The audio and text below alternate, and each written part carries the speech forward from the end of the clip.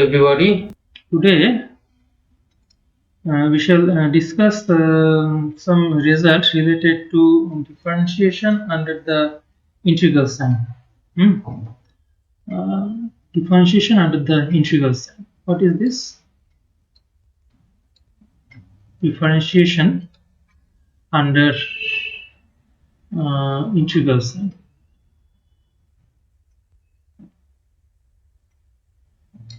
Differentiation under the integral sign. What is this one? Suppose we have a curve in a two-dimensional xy plane or in organ plane. So this is the x-axis, this is y-axis. And suppose we have a function f of z, f of z, which is a continuous function on this curve. Say, let us call this curve gamma. On this kind of curve, or in your book probably they have used the notation capital C. So let's continue with this notation capital C. Now the function f of z is continuous at least on this kind of curve. Over here you see this curve C. C is a continuous curve. C is a continuous curve. That means C is generally defined by this kind of function z of t. Z of t is equal to, say, x of t plus I into y of t, where a less than or is equal to t less than or is equal to b. This kind of curve. So over here the curve is continuous, means these functions, this x of t and y of t, these are two continuous functions. Now over here in this picture it is given that the function is also continuous on this curve, minimum at least on this curve. The function may have its domain of definition which is a superset or this domain of definition contains this curve gamma. Maybe this is the domain of definition. Let us rather write and draw this one with a certain extended region like this, because I need to discuss, then it would make my work easy. So suppose this is the domain of definition D. So if has the domain of definition D and the function is continuous at least on this curve C. Now over here you see if you consider any point xi outside lying outside this curve. Okay, if this is the point xi lying outside this curve, and in that case you can check that this function f of z divided by z minus xi, this kind of function f of z divided by z minus xi, this function will be discontinuous only when z is equal to xi. Okay, otherwise the function is continuous. If z is not equal to xi, in that case the function is a continuous function. Now if we consider an integral of this kind of function on the curve C, that means this kind of integral dz, integral over the curve C for the function f of z divided by z minus xi dz, you can check that the values of z, these values of z should be taken from this curve. The values of z should be taken on this curve. All right. Therefore, because the values of z are taken over here, maybe over here, over here, over here on this curve. So on this curve, the point xi does not lie on this curve C. So we can say that on the curve C, Hmm. Z is not equal to xi, and hence this function f of z divided by z minus xi, this function is continuous. Hmm. Continuous on the curve C. And we have discussed a sufficient condition for integrability, that if a function like this, if whatever be the function, if a function is continuous, then it is integrable on the curve. If a function is continuous on certain curve, then it is integrable on that curve. And so we can say that integral of this kind of function f of z divided by z minus j dz, integral of this function exists. And you can observe that the value of this integral, the value of this integral, let us call it phi. The value of this integral will change depending upon the value or choice of the point xi. So for different choice of xi, the value of this integral should change. Therefore, we can say that this quantity is a function of xi. Okay, so this integral is now becomes a function of xi. Okay, this integral becomes a function of xi. Now, what kind of function is this? What is the property of this kind of function? This is a function of xi. Fine. What is the property of this kind of function? We are going to show that this function phi, this is an analytic function. What does it mean? It means that this is an analytic function. This is an analytic function for all point xi not lying on the curve C. We are going to show that this is an analytic function for all xi, for whenever xi is a point not lying on the curve C. That means we shall have to show that within a neighborhood, within a sufficiently small neighborhood of the point xi, within a sufficiently small neighborhood of the point xi, this function f dash xi, derivative of the function phi, f dash phi of xi, this kind of function should exist on a sufficiently small neighborhood of the point xi.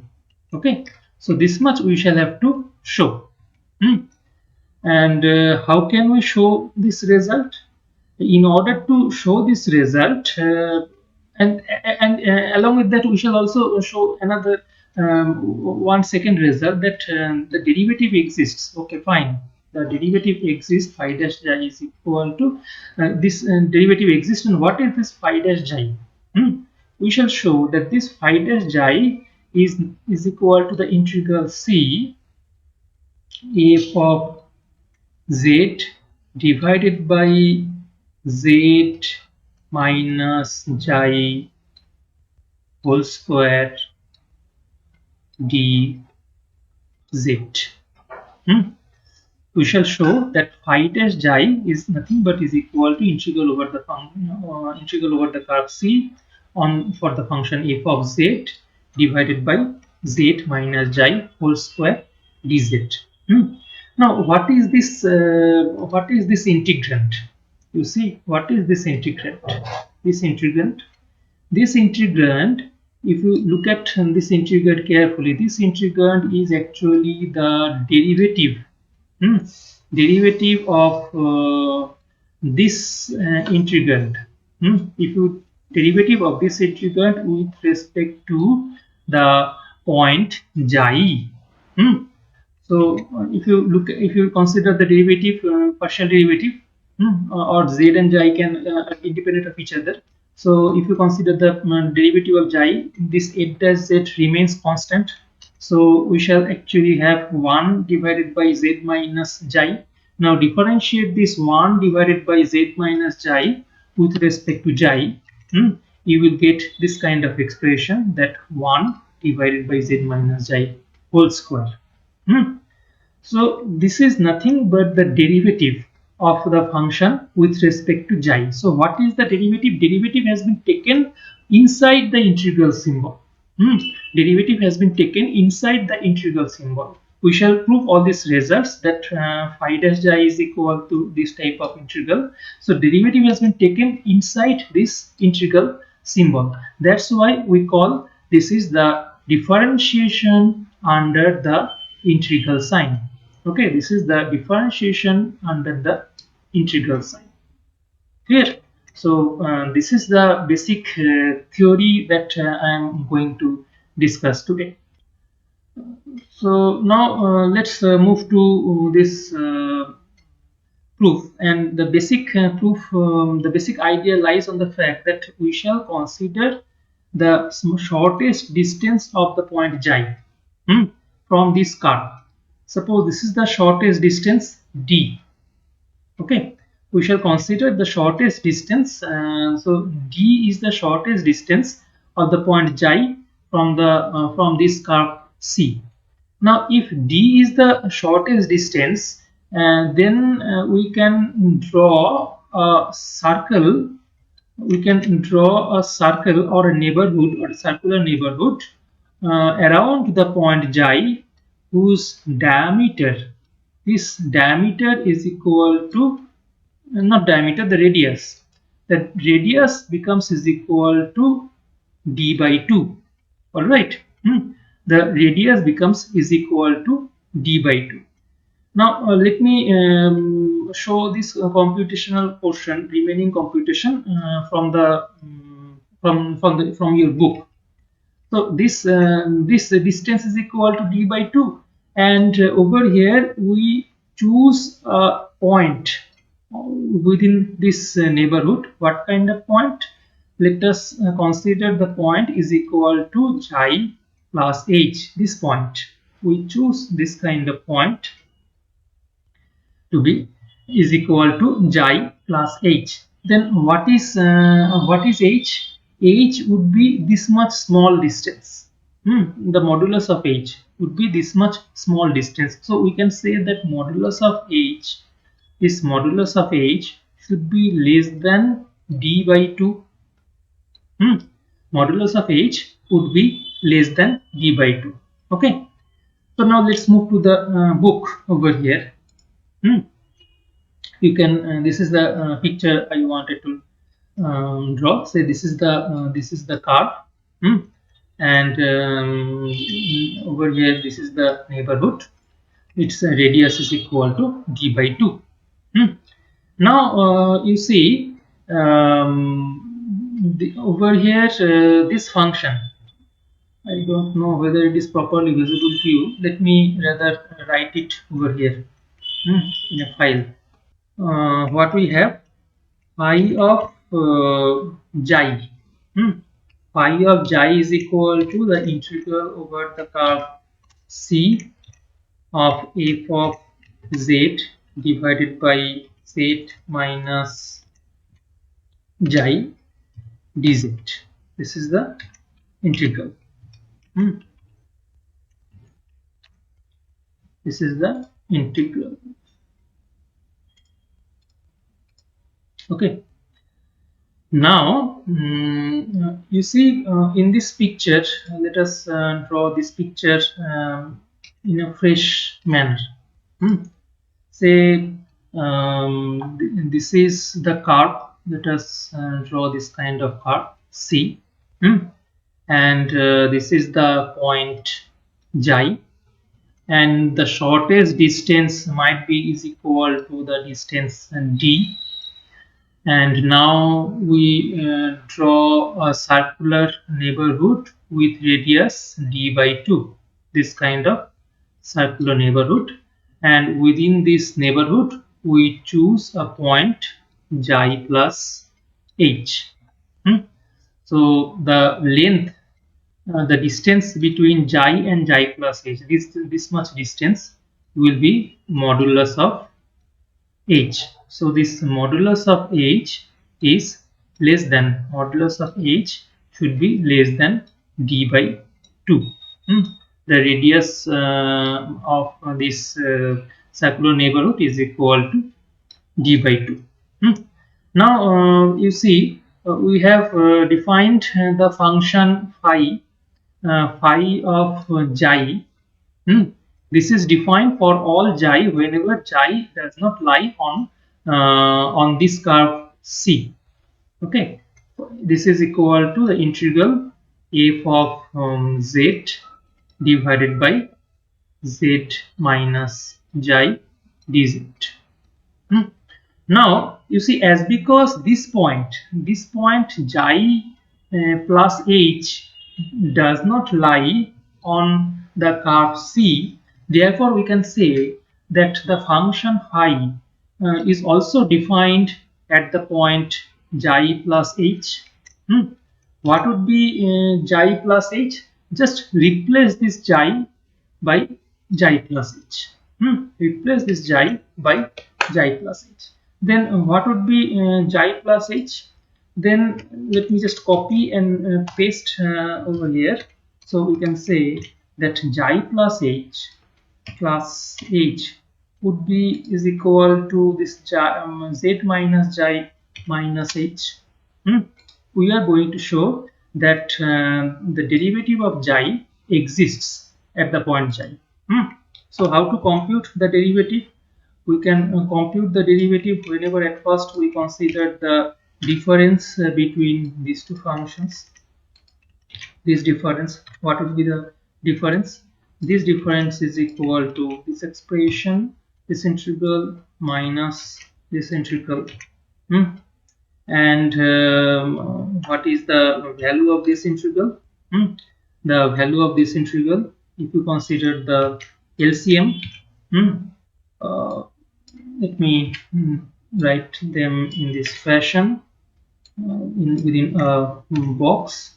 Then you see this f of z can be written outside this third bracket.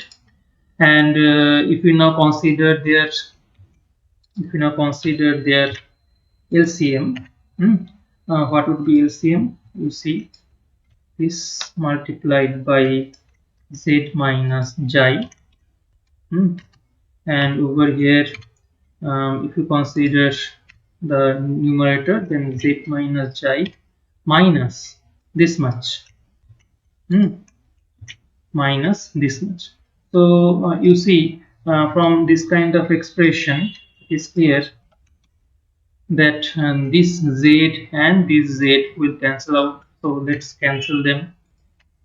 Then this minus xi and then minus and minus plus. So these two xi will get cancelled. So let me delete this to xi. So ultimately we shall have plus h. So plus h is there, and h is actually a constant quantity with respect to xi or z, whatever you call. So we can take this z outside this integral sign, so you can write it z 1 by this kind of expression. Now what is this? This altogether, this total expression is actually the value of this left hand side. So we can say that this quantity divided by h, we can divide the entire expression by h. This quantity would be is equal to simply this much integral without this factor h. So this kind of expression. Now what is our target? You see, our target is to show that we want to show that phi dash xi is equal to this kind of expression. Phi dash xi is equal to integral over c f of z divided by z minus xi dz. So phi dash xi means we shall have to show that limit h tending to 0, limit h tending to 0 of this kind of expression. Okay, limit h tending to 0 of this kind of expression is equal to this value. So actually we shall have to show this much expression, that limit of this expression is equal to this quantity. So this is the limit of the function. This is the function under consideration, and the limit value is equal to this kind of expression. So let us first consider the function minus limit, this difference. So let us first consider this function minus limit. So what would be the value of this expression minus this expression without this limit? Mind it. Already we have computed the value of this quantity. And so from this result, we can now say that this function minus limit. What is the limit? This is the limit. So function minus this integral, that is limit. What would be the value of this integral? This expression. Already we have computed this expression of this ratio is equal to this kind of integral symbol. So this value should be is equal to this integral minus this kind of integral. So that would be in the value. Let me make it a bit smaller. Yes, like this. So we shall have to show, we shall have to compute the value of this expression. So let me first compute the value of this right hand side quantity. Just what we need to do, we need to just compute the combined value, and finally through LCM we need to compute the expression. So let's try to delete these expressions like this, and write everything inside another bracket. You see, we can delete this bracket as well. So let's write everything inside another bracket, and within this bracket, this again f of z can be taken common. So let's write it in this fashion. Okay. Now next take the LCM. So if we consider the LCM, then what we shall have over here, after taking LCM, we shall have on the numerator what will be the value with after taking LCM. We shall have this kind of value z minus j minus this value z minus j minus h. So what is this? You see this z, so this z and this z, they can they cancel each other. So we cancel them. Again this minus j and this minus j will also cancel each other, so just cancel them. So we shall have simply plus of h. Okay. So in this way we shall have the expression of the integral f of z of this the expression of this difference. This difference is equal to integral f of z of this expression h by z minus j minus h multiplied by z minus j whole square dz. Now you see, we considered the modulus of this expression. So what we can say, that modulus of this expression would be is equal to modulus of this kind of integral,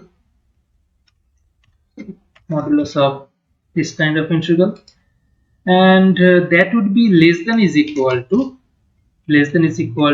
how much? That would be less than is equal to, you see, this integral symbol can be taken inside this integral sign. This modulus symbol can be taken inside this integral sign. And that can be written as modulus of fz multiplied by modulus of this kind of ratio h divided by this kind of ratio. Now on this kind of curve, you see, on this kind of curve, what is this? This is altogether this curve. This is altogether a bounded curve, of course. Bounded, and it can also be shown that a continuous curve becomes always a closed curve. And the function f of z, this function f of z is defined on the curve. This is what kind of function? This is a continuous function defined on the curve, and it can be proved that a continuous function of complex valued complex variable z, a continuous function defined on a bounded and closed set. You see the points on the curve will construct a bounded and closed sets. Okay, the points on the curve will form a bounded and closed sets. So we can say that a function f of z on this kind of set C or on this kind of curve C will always be a bounded function. Or in other words, we can say that f of z is less than or is equal to m for where m is a finite positive number for all z on the curve C. In this integral, we are actually interested on all the values of z lying on the point C, not outside the point C. So we can now use this result f of z less than or is equal to m for all z on this curve C. Okay, so let's use this result over here. Um, Over here, this f of z would be less than or is equal to m. And what about this expression? You see the numerator, this modulus of this expression should be written in this way: modulus of h divided by modulus of this kind of quantity. Where is symbol? This is the modulus symbol. Again, this is the modulus symbol. Where is this? This is the modulus symbol. So you see this expression can also be written by modulus of h divided by modulus of z minus h whole square into modulus of z minus j whole square. And what we have, you see, on this curve, z, the points z, all these point sets lie on this curve. So if you consider any point z lies on this kind of curve. You see, for any point z, if you consider the distance of the point z and j, this distance is actually measured by z modulus of z minus j. This distance is of course greater than or is equal to d. Because d is the shortest distance. This is the shortest distance d. So d is the shortest distance. Therefore, you can say that modulus of z minus j is always greater than or is equal to d. Or in other word, we can say what is d? D is of course a positive quantity. This is a distance. So from this result, what we can say? We can say that 1 by modulus of z minus j, this quantity is less than or is equal to 1 by d. This is one result that we shall use. So over here in this integral, 1 by modulus of z minus j is less than or is equal to 1 by d, or in other words, we actually have this kind of expression: 1 by modulus of z minus j whole square. This would be less than or is equal to 1 by d square.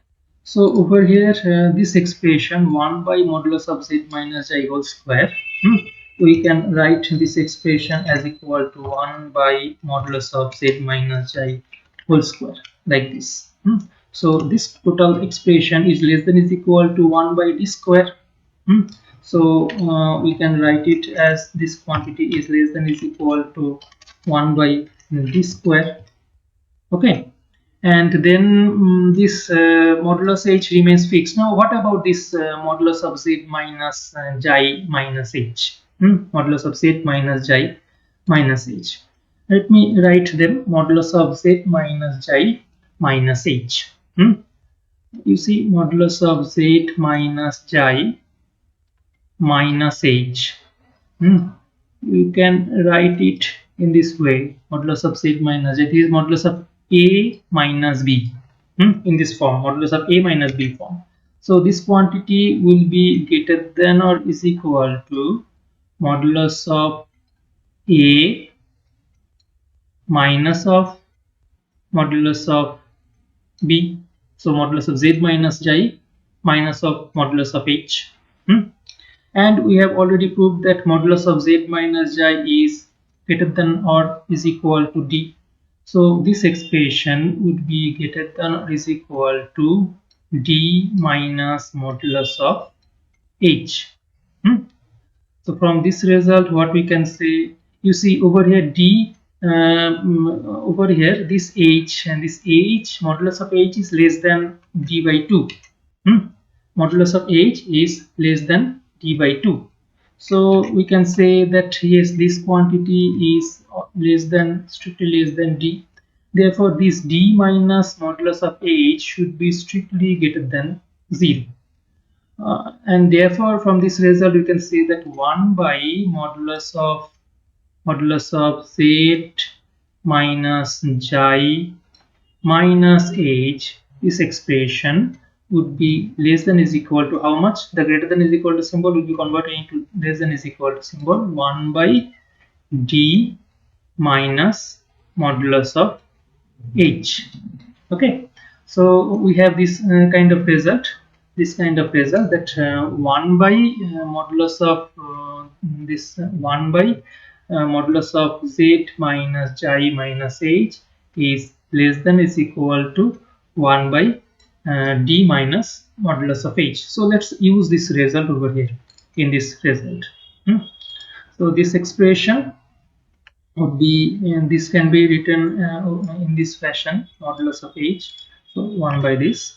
So over here again this can be written as modulus of h. So this 1 by this quantity is less than is equal to how much? This is less than is equal to this 1 by d minus h, modulus of h, 1 by d minus modulus of h. So 1 by d minus modulus of h.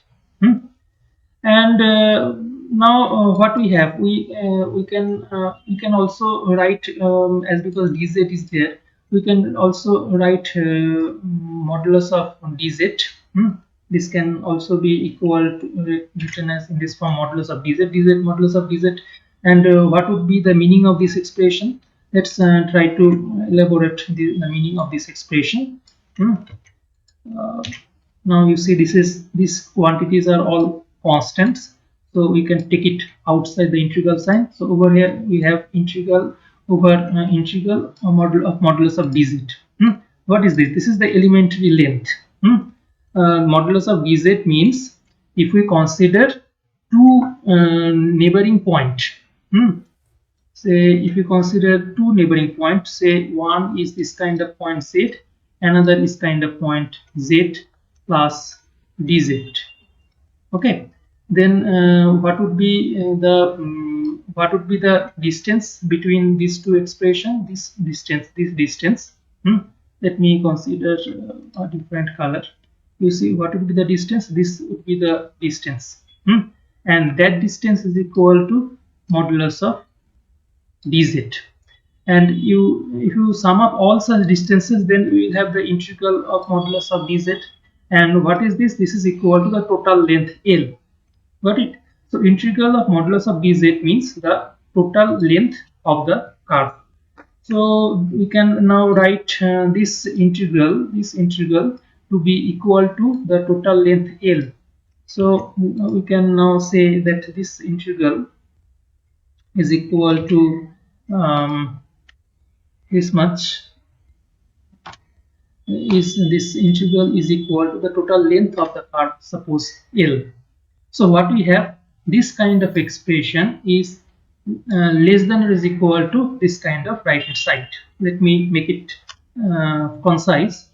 So we actually have this kind of integral is less than or is equal to this kind of expression. Now if this is less than epsilon, when this would be less than epsilon, if you see this expression, if this result is true, that means we can this d minus h multiplied by d square, if we cross multiply them, Then what we have, we shall have this type of result, that d square into d minus modulus of h. That is if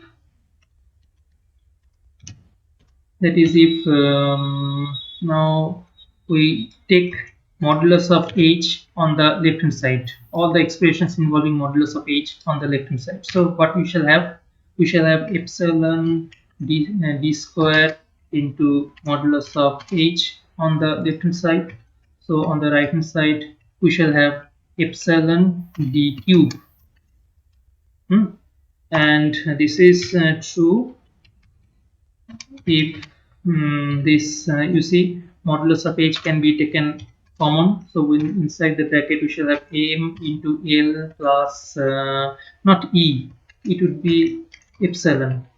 So epsilon d square, that is less than epsilon d cube. Okay, that is if modulus of h is less than how much, that would be less than this epsilon d cube divided by m into l plus m multiplied by l plus epsilon d square. And let us call this function as delta. Delta is a function of epsilon, and over here this modulus of h can be written as modulus of h minus 0.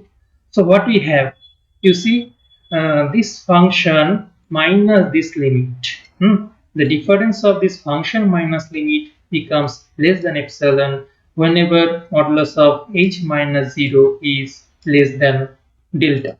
So what we have, we found a delta as a function of epsilon such that this expression phi of xi plus h minus phi of xi divided by h minus this kind of limit, this difference becomes less than epsilon. So what is this? This is actually the epsilon delta definition of limit.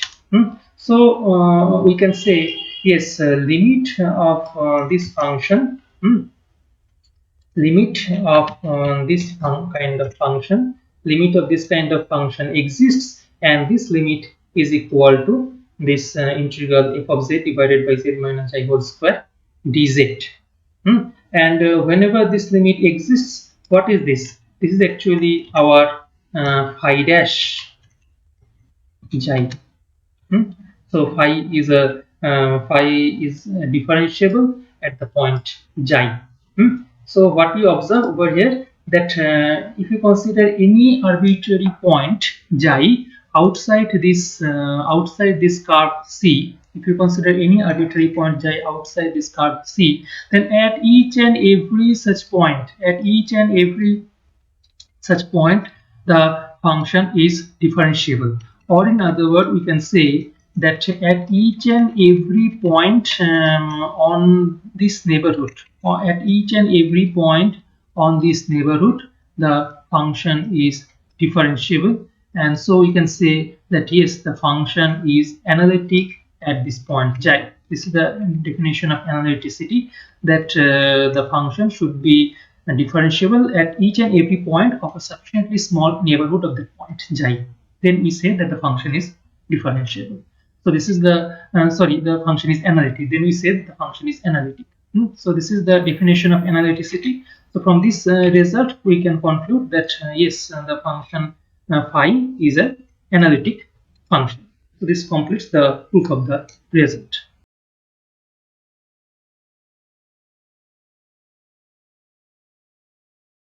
Secondly, this formula can also be generalized in this fashion: phi dash xi phi n. Over here, this n is the nth derivative. Nth derivative of xi becomes is equal to factorial of n in multiplied by integral over c f of z divided by z minus xi to the power of n plus 1. Okay, this is one result that requires this is the only one result that requires your proof in this chapter. You can go through the proof of this general formula, but don't need this result, at least for the sake of examination, I think.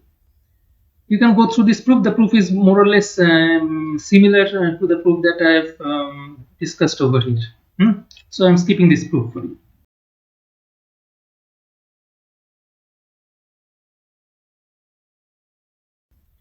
And I discussed this kind of example in the previous lecture. The theoretical part of this chapter is finished. Just I need to discuss one or two example from this chapter. Especially this kind of example. You see, over here in this example, we need to compute the integral of this kind of function x minus y plus I x square dz. So the function is not entirely written in terms of z. All right. Anyway, it is a complex function, but it is not written in terms of z. If you want to write it in terms of z, in that case, x is to be written as z plus z bar divided by 2, and y is to be written as z minus z bar divided by twice I. Anyway, whatever be the computational process, forget it. Ultimately, everything has to be converted into real variables in terms of real variables. But over here, you see, it is given that we have to consider the integral along two different paths. One is along the curve, along a straight line, along a straight line from z is equal to 0 to z is equal to 1 plus I. What is this kind of straight line? You see, z is equal to 0 means the origin 0 0 point, this kind of 0 0 point, and z is equal to 1 plus I. The real component is equal to 1 and the imaginary component is equal to I means I multiplied by 1. So this is actually 1 plus I multiplied by 1, that represents the point 1 comma 1. 1 comma 1, this kind of point. So this point capital A represented by z plus I have the coordinate 1 comma 1. Now in the first integral, we have to consider the integral along this kind of straight line. This is a straight line passing through the point 0 0 0 0 and 1 1. Okay. And what is the geometric equation of this kind of straight line OA? You see, that can be written as y minus 0 divided by 1 minus 0, that is equal to x minus 0 divided by 1 minus 0. So its equation would be is equal to y is equal to x. That would be the equation of the straight line joining OA. Therefore, OA, that is actually the straight line y is equal to x. So if we suppose y is equal to x is equal to t, the parametric form, y is equal to x is equal to t.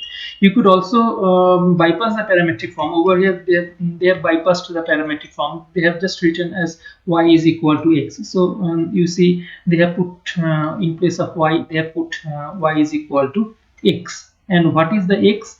Over here x is equal to 0 and maximum value of x is equal to 1. That's why the integral has been taken from 0 to 1. And what is z? You see, z is equal to x plus I y. Now as because y is equal to x, so we can write z is equal to x plus ix. Therefore dz would be is equal to 1 plus I into dx. Alright, just take the differential. So in place of dz, they have written 1 plus I dx. So in this fashion, now it is a matter of integral, the matter of integration ordinary in this ordinary way. So after integration, we got this type of. So this is the value of the integral along the path OA. And what is the second path? The second path says that we need to perform the integral along the real axis from z is equal to 0 to z is equal to 1. And then, so firstly we need to move along the real axis from z is equal to 0 to z is equal to 1. And what is the value of this kind of axis? This is actually x-axis, so its equation, its equation would be is equal to y is, and this kind of equation y is equal to 0. Hmm? And what is x? X should vary from 0 to 1. All right. So firstly, we need to perform the integral along this kind of direction O to N. You can check that say they have written this curve as equal to C1, and then if y is equal to 0, you can observe over here on the curve C1, if y is equal to 0, then z is equal to x plus iy, that is equal to x. In that case, you see dz would be is equal to dx. So in place of z, we can put x plus, we can simply put x, and y is equal to 0, and dz is equal to, in that case, dx. And x should vary from 0 to 1. That I told over here. So you can easily perform the integral on this kind of curve C1. Similarly, in the second part, then afterwards, along a line parallel to imaginary axis. Imaginary axis means this y-axis. Along a line parallel to y-axis from z is equal to 1. This is 1. From z is equal to 1 to 1 plus I. What does it mean? That means from z is equal to 1, from this point to this point we need to move. And what is the equation of this kind of straight line parallel to y-axis? Its equation is x is equal to 1, and y should vary along this axis from 0 to 1. So 0 less than is equal to y less than is equal to 1, and therefore z should be is equal to x plus I into y. You see x is equal to 1, so it would be is equal to 1 plus I into y, and therefore we can say that this dz would be is equal to how much? I into dy. So with these results you can compute the integral along this curve C2, and then add both the value of these two integrals. And what for I am discussing this integral, you can see that the value of this integral along the second path means this kind of path via n, along this kind of path. This is one path and this is another path. Okay, so the value of the integral along second path will be different from the value of the integral along first path. This is the value of the integral along this first path, and this is the value of the integral along the second path. You can observe that these two values are different. So what I am trying to say is that the value of this kind of integral may depend upon the path. It may depend upon the path along which we are moving. So it may be sometimes this kind of path, sometimes this kind of path.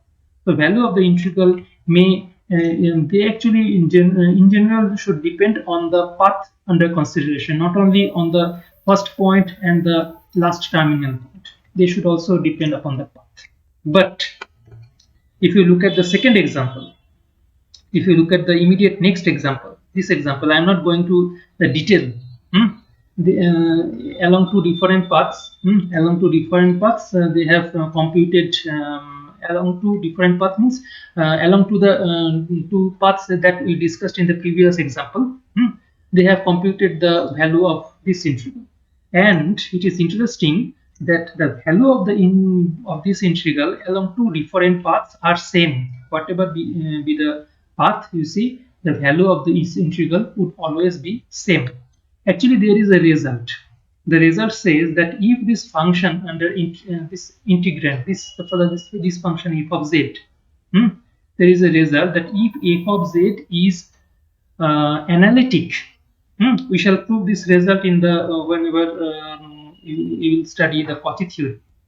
I don't know whether it is currently included in your syllabus or not, but in the Cauchy theory, there is a proof of this result that if the function f of z is analytic, then the value of this integral does not depend upon the path.